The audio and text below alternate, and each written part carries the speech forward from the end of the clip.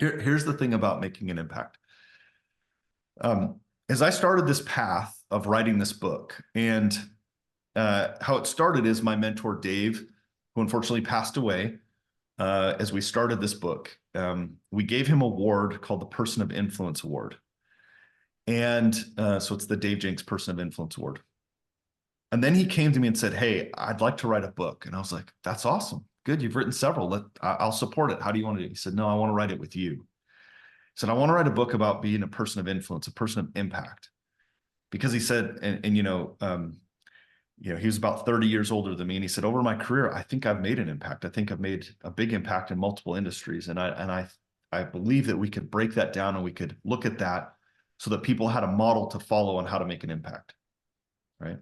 How many of you, the reason you're in your business is not just because you want to make money, but you want to impact and change lives, right? If that's you, hand up. Yeah. But how do you do it? Right? If I ask people, I'm like, okay, you want to make an impact. Then if I said to the next question, how do you do it? I get a lot of blank stares, right? Maybe an approach, maybe a thought, maybe try this, try that. Well, one of the things that we did is, and I'll share this here with you in a second. Again, I'm going to do my best to click. And so here's what we discovered right here. Okay. See if it'll let me present it again. I'm going to go share screen. Okay. Here's what we determined. We were sitting there one day and someone said something. They said, a person of impact is made up of someone's mindset, their skill set, and the assets, or the success of their business is their mindset, their skill set, and the asset that they've created. And we kind of thought about that when we started taking people that we had been impactful in our life, and we started putting them in those boxes in that mindset. And eventually we actually came up with this model right here. Okay. And it is that and if you want to draw this out or take a picture, you certainly can. It's made up of not just the mindset, but your attitude. Dave tells this great story about this woman who he was in an office with her, and she kind of was like grouchy and all the time, and she kind of had this way about her. She was, I think the word he used is she was kind of prickly, I think is what he said. I'd have to go back and listen to the exact word. And someone finally called her out, and she said,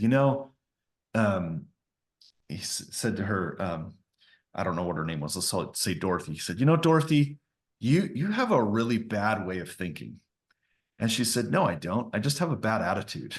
She called it right out.